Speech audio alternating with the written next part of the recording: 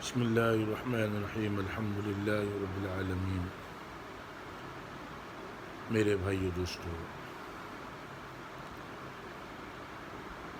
اللہ رب العزت نے جیسا فرمایا کہ دو راستے ہیں، ایک جنت والا ایک جہنم والا۔ جنت والا راستہ ہے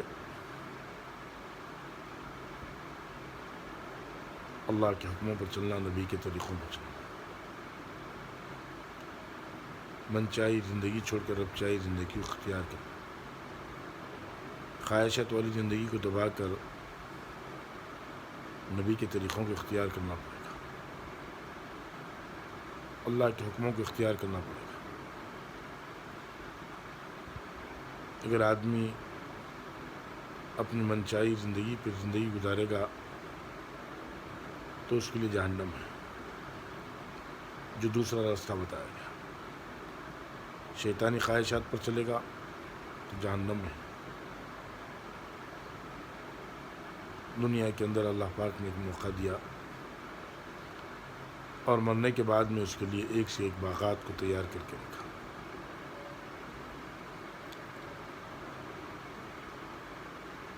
اور فرمایا کہ جیسے جنت کے 8 دروازے،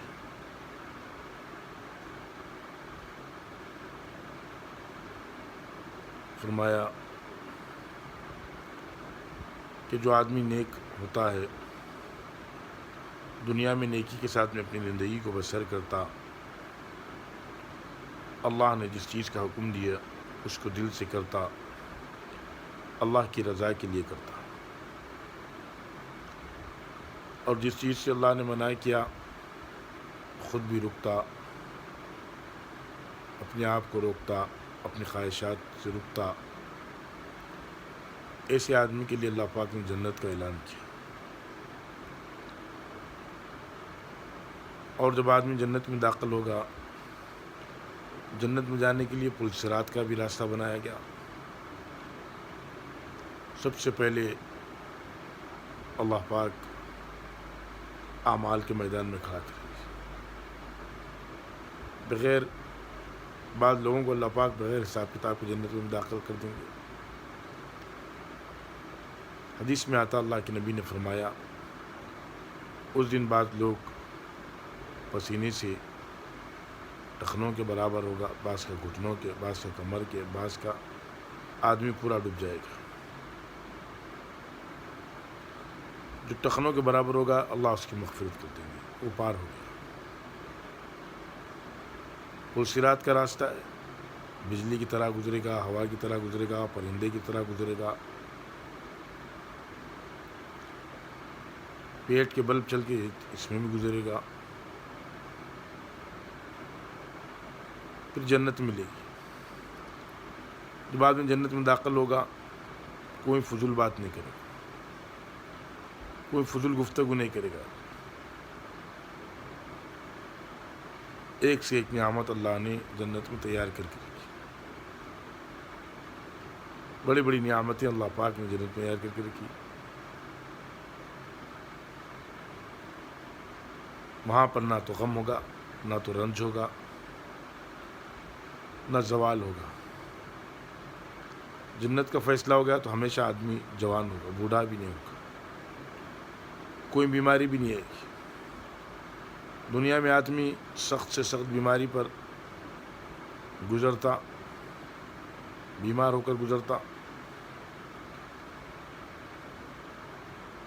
بیماری دنیا میں اسے ختم کر دیتی۔ آدمی دنیا کی بیماریوں سے ختم ہو گیا، دنیا سے جانے کے بعد دنیا کی پریشانیوں سے ختم ہو گیا، دنیا کی مصیبتوں سے ختم ہو گیا، آخرت میں چلے گا۔ اب جو جنت میں جائے گا یہ تمام چیزوں سے دور ہو جائے گا، کوئی بیماری نہیں آئے گی اسے، کوئی تکلیف نہیں آئے گی اسے، کوئی اس کی جنت اس سے لے نہیں سکے گا، ہمیشہ جنت میں رہے گا، پاک بیویاں ساتھ میں رہے گی اس کی، پانی کی نہر ہوگی، شہد کی نہر ہوگی، ایک سے ایک چیزیں منچائی چیزوں پر زندگی گزارے گا۔ پھر اللہ کا دیدار بھی ہوگا۔ ابن ماجہ کی حدیث ہے، جیسے اللہ کے نبی صلی اللہ علیہ وسلم نے فرمایا، جیسے کہ لوگ کہتے تھے کہ اللہ کے نبی اللہ کا دیدار کیسا کریں، کروڑوں آدمی، اربوں آدمی، فرمایا اللہ کا دیدار اس طریقے سے تم آسانی سے کر لو گے، چھوٹا بچہ ہو یا بڑا آدمی ہو، جس طریقے سے چاند اور سورج کو دیکھ لیتا ہے تو اس طریقے سے آسانی سے آدمی اللہ کا دیدار کر لے گا، آسانی سے اللہ کا دیدار کر لے گا۔ اللہ کا دیدار سب سے بڑی سعادت ہے، سب سے بڑی بات ہے۔ دنیا میں آدمی کو اللہ پاک نے جوانی کے ساتھ بوڑھاپا بھی لگایا گیا۔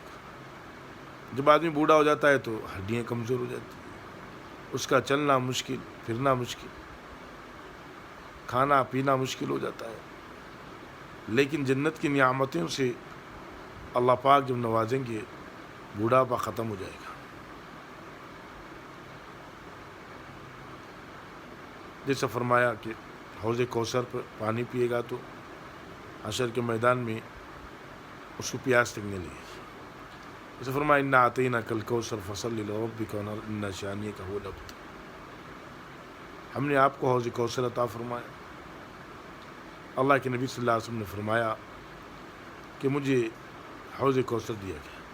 ہر نبی کا ایک حوض ہوگا، کسی کا چھوٹا، کسی کا اس سے بڑا، کسی کا اس سے بڑا، لیکن میرے حوض کوثر کی مسافت اتنی لمبی ہے، یمن کے عدن سے لے کر اردن کے شہر تک اتنی بڑی مسافت ہے۔ اللہ کے نبی صلی اللہ علیہ وسلم نے بتایا، حوض کوثر سے پانی پیے گا آدمی تو اس کو میدان حشر میں پیاس نہیں لگے گی۔ اگر آدمی سنتوں کو چھوڑ کر زندگی گزارا، اللہ کے حکم کو چھوڑ کر زندگی گزارا، حوض کوثر پر جانے سے فرشتے اسے روک دیں گے۔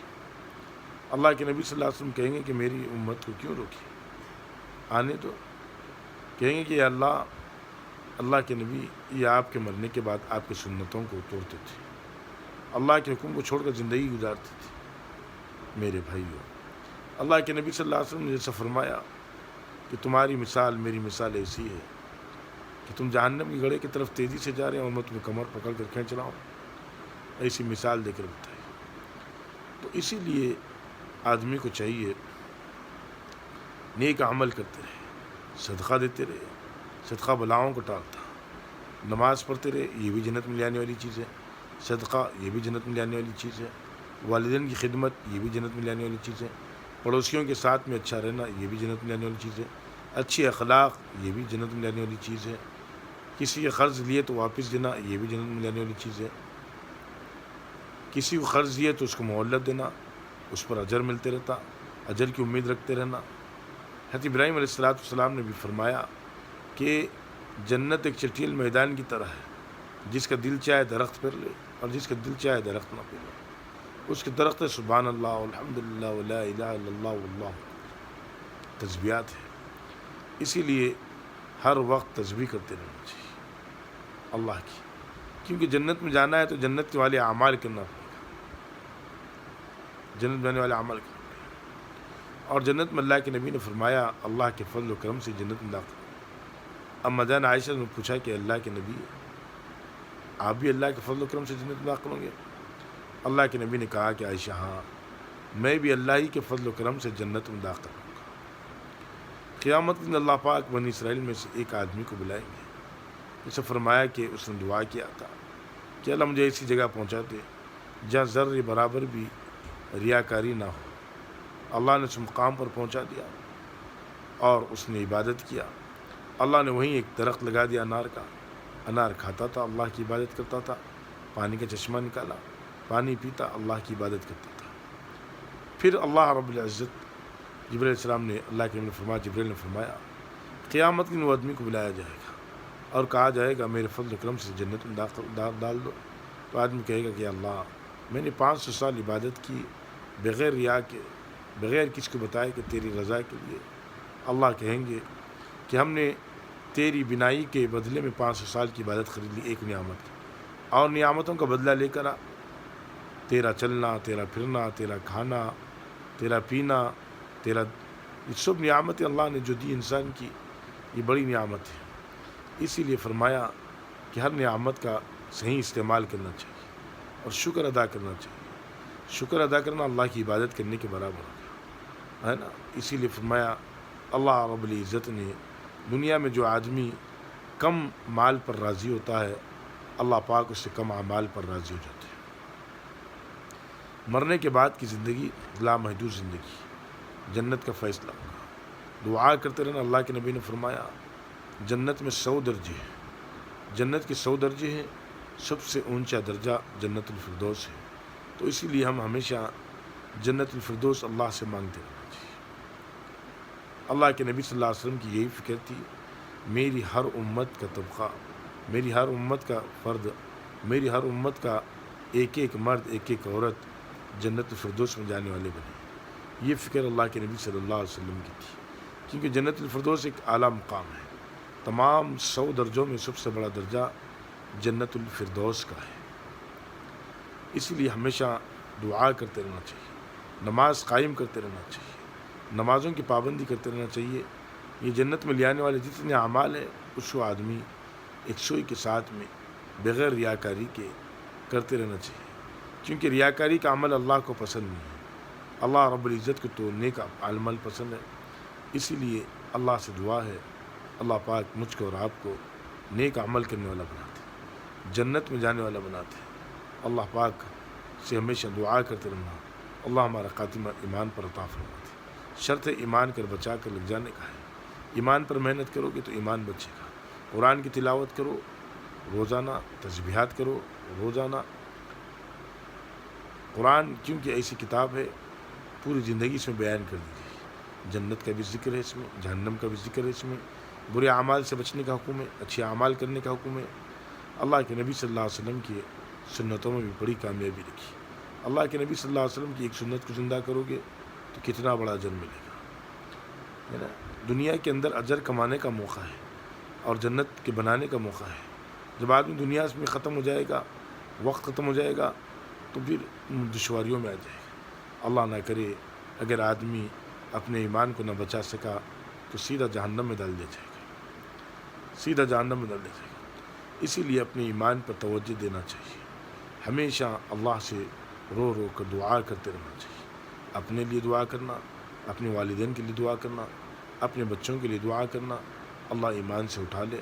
جس کے والدین گزر گئے ان کی مغفرت کے لیے دعا کرتے رہنا چاہیے، ان کے درجات کو بلند فرما دے اس کے لیے دعا کرتے رہنا چاہیے، کیونکہ دعا ایک ایسی طاقت اللہ نے ایمان والوں کو عطا فرمائی کہ دعا کے ذریعے اللہ سے مسئلوں کو حل کرا لے سکتا۔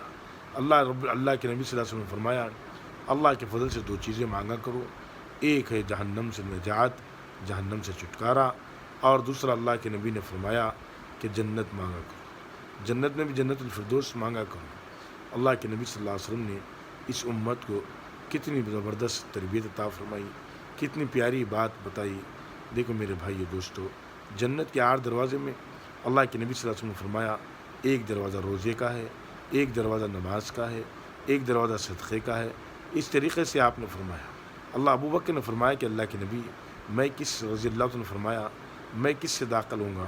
اللہ کے نبی نے فرمایا ابو بکر رضی اللہ عنہ سے کہ تم جس دروازے میں سے چاہو جنت میں داخل ہو جاؤ۔ 8 دروازے بھی ابو بکر سے کہیں گے کہ ہم میں سے داخل ہو جاؤ، ہم میں سے داخل ہو جاؤ۔ اللہ سے دعا ہے، فرمایا کہ اس کی مسافت 40 سال ہے، ایک دروازے سے دوسرے دروازے تک کی 40 سال کی مسافت ہے۔ تو جنت کتنی بڑی نہیں ہوگی، جبکہ ادنا جنتی کو دنیا سے 10 گنا بڑی جنت اللہ دینے کے لیے تیار ہے۔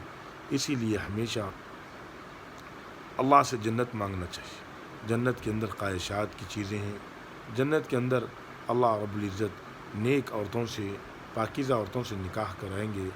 یہ میرے بھائی دوستو، اللہ سے دعا کرنا اپنے لیے، پوری امت مسلمہ کے لیے اور پوری انسانیت کے لیے جو حالات کا شکار ہو چکی ہے، اللہ رب العزت اس سے نجات عطا فرما دے، ہمارے گناہوں کو معاف فرما دے، ہمارے خطاؤں کو معاف فرما دے۔ بے شک ہم گناہ گار ہے، سیاہ کار ہے۔ اللہ سے ہمیشہ استغفار کرتے رہنا، استغفار کی کثرت کرتے رہنا۔ استغفار میں بہت بڑا فائدہ رکھا۔ دنیا اور آخرت کا۔ اللہ سے دعا ہے کہنے سننے سے زیادہ عمل کی توفیق عطا فرمائے۔